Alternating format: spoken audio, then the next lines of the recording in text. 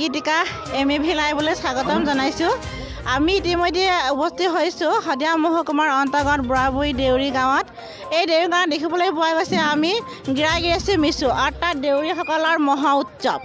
এই উৎসৱত তেওঁলোকৰ নিজৰ সাংস্কৃতি পৰিধান কৰিছে, কলা কৃষ্টি জীয়াই ৰাখিছে। পোনপটীয়াকৈ আপোনালোকক মই দেখুৱাই আছোঁ।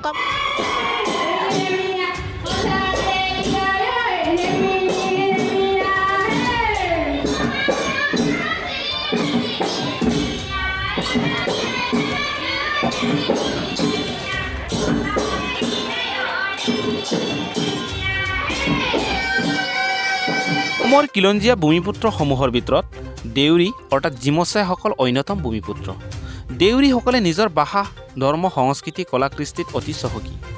তেওঁলোকে ভগৱানক কুন্দি বুলি নামাকৰণ কৰি গিৰাগিৰাচী, পিছা ডেমা, পিছাচী ধেমাচী ইত্যাদি নামেৰে ভগৱান শিৱ পাৰ্বতীক আৰাধনা কৰা দেখা যায়। লগতে দেউৰীসকলৰ শিক্ষা, সংস্কৃতি, উন্নয়ন, ধৰ্ম ইত্যাদিৰ প্ৰতি লক্ষ্য ৰাখি 14, 15, 16 মাৰ্চ তিনিদিনীয়া বৰ্ণাঢ্য কাৰ্যসূচীৰে মেচু নামেৰে এটি মহোৎসৱ শদিয়াৰ বুঢ়াবুঢ়ী গাঁৱত আয়োজন কৰা দেখা যায়।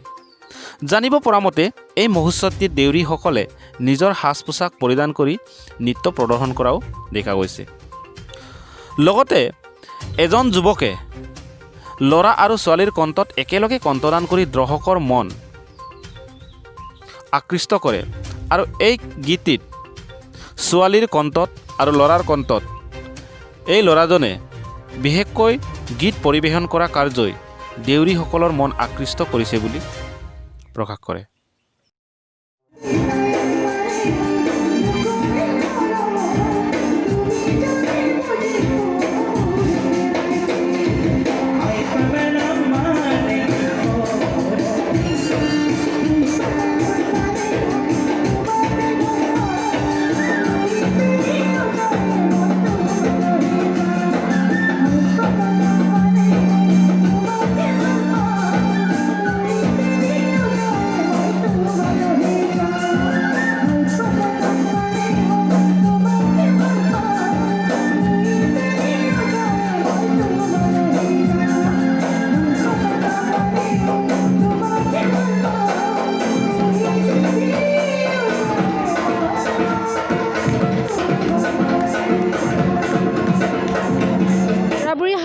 প্ৰাচীন ঐতিহ্য মন্দিৰ আৰু এই মন্দিৰ প্ৰাচীন কালৰ পৰাই কামৰূপৰ ৰজাসকলেও ইয়াক পৃষ্ঠপোষকতাতে নিৰ্মিত হৈছিল আৰু দেউৰীসকলে প্ৰাচীন কালৰ পৰাই শদিয়া অঞ্চলত থাকি এই মন্দিৰ, তামেশ্বৰী মন্দিৰ, বুঢ়াবুঢ়ী মন্দিৰ, বলেবাবা শাল এই সকলো শাল মানি আহিছিলে।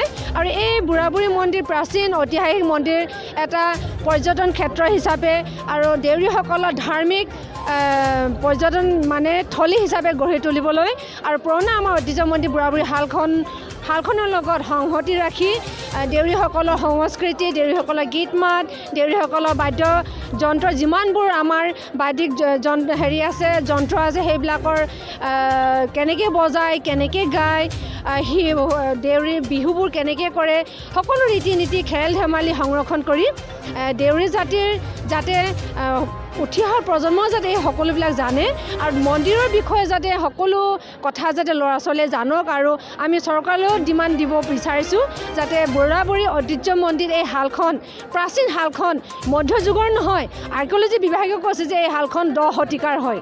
গতিকে ইমান পুৰণি শালখনৰ ঐতিহ্য মন্দিৰ শালখন যাতে সংৰক্ষিত হওক আৰু আৰ্কিঅলজি ডিপাৰ্টমেণ্টে ইয়াক সুৰক্ষা দিয়ক, এইটো আমাৰ ডিমাণ্ড।